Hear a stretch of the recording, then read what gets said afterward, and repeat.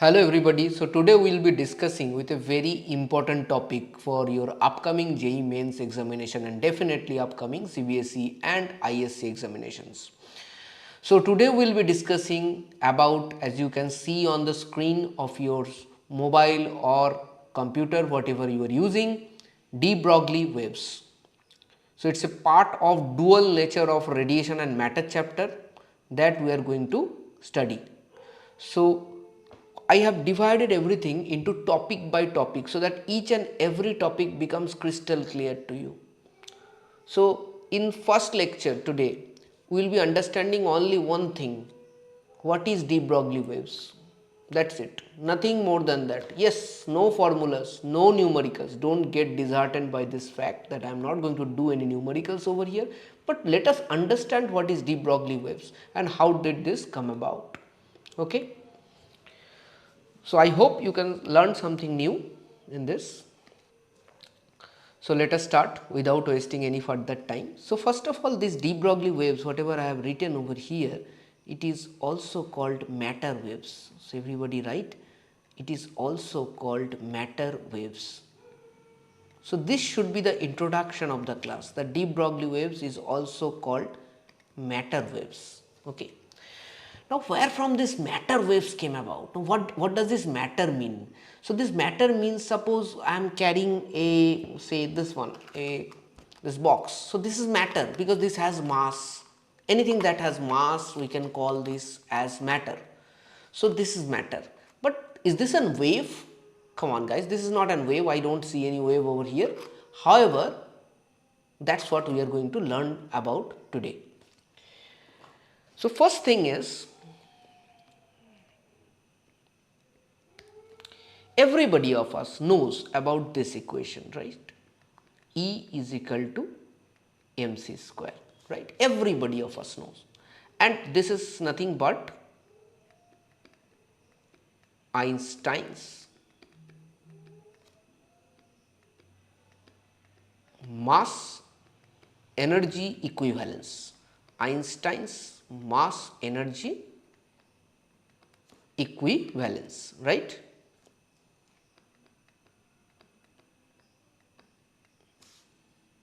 This is what it is. Now what does this equation means? This equation means that energy and mass can be interchanged between each other. That means definitely there is some game going on between energy and mass all the time. There is some game going on between energy and mass all the time. Now what does this energy and mass signify? This mass, if I am just a layman, this mass is nothing but matter, because matter has mass. So whenever I am talking about mass, there has to be something associated with matter, and whenever I am talking about energy, there has to be something associated called radiation, right? So that is what basically Einstein's mass energy equivalence means to us. So this is what de Broglie points out at first. He was a scientist, he was a French scientist, I think. So he pointed out there is some equivalence, there is some game, there is some khela going on between mass and energy, there is some game going on between matter and radiation. Okay. So if there is some khela going on between matter and radiation, then definitely there must be some symmetry between energy and mass. So in layman's terms, it's better to understand this way. There is some game always going on between mass and energy. Compare it with chemistry, there is some dynamic equilibrium going on with mass and energy. Okay. So there is some symmetry between mass and energy. Everybody in the loop? Okay. So from this, number 2, a very important point came about. What is that important point? A very important point. Nature loves symmetry. Nature basically loves symmetry. What does this mean? This means that nature, when I am talking about nature, nature has always this tendency to pick out the symmetrical things out of the whole box and preserve it. All the symmetrical things in the world is most stable. All the symmetrical things in the world is having least energy. And that is how we can basically say that nature loves symmetry, because everything, whatever is happening towards decreasing, it is basically decreasing energy terms. Anything that is happening in energy terms like this, that is, the energy is decreasing from higher to lower. That is spontaneous process, right? So nature loves symmetry. So as we have already understood this part, let us just rewind a little bit into wave optics and ray optics. How? What should I rewind? A very important part. If you can understand this, everything will be clear. And why not? We all will understand this. Radiation. We all know what is radiation. We have studied about light. We have studied about different phenomena of light. So we have studied two kinds of phenomena of light. One kind is interference.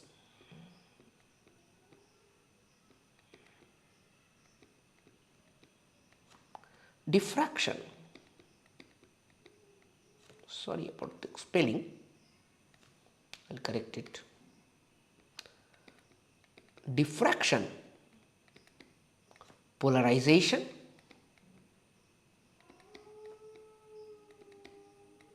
Etc. Refraction, reflection, so many things, right? And also you are well aware of things like photoelectric effect. You are aware about things like Compton effect. So if you are already aware about these two things, then you must be agreeing with me that radiation is showing property of wave over here, and radiation is showing particle nature over here. Radiation is showing in one place wave nature, in another place particle nature, and this has been already clarified to you. This particle nature is very often called as quantum nature. So radiations can have two kinds of nature. One is wave nature, another is quantum nature. I am not talking about matter, we are talking only about radiation. We are talking only about radiation. So until now, we can say that radiation shows dual nature.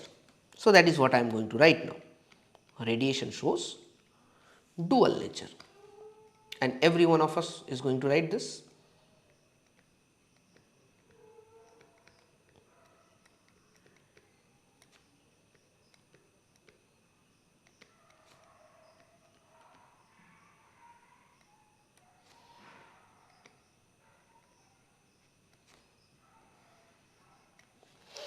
Now, what is the argument of Debroglie? These are the inputs that Debroglie basically combined together. And if we go a little bit into our lesson that we have done until now, then we will see that Einstein's mass energy equivalence, which basically said that matter can be converted into energy. So matter and energy can be converted into each other. That means the nature of matter and energy is not so much different.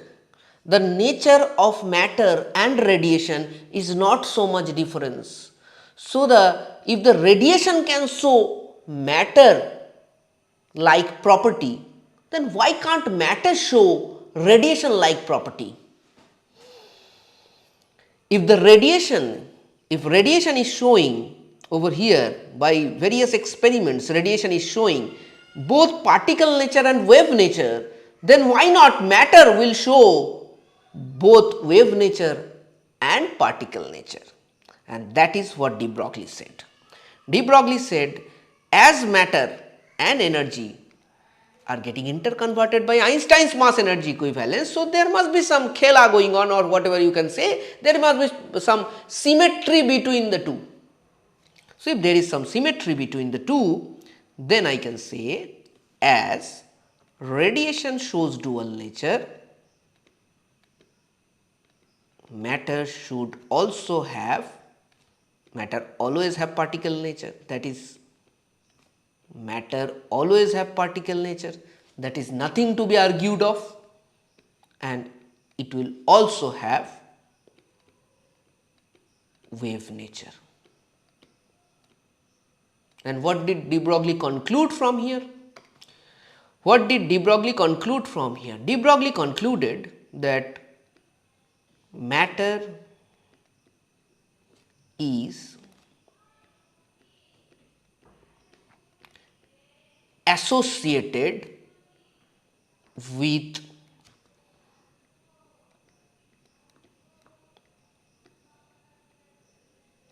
wave nature. Matter is associated with wave nature.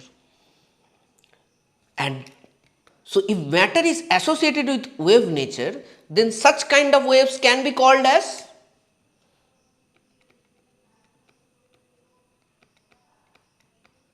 matter waves. And so much so, how much work these scientists have done thinking all these things, which I might be saying in few minutes.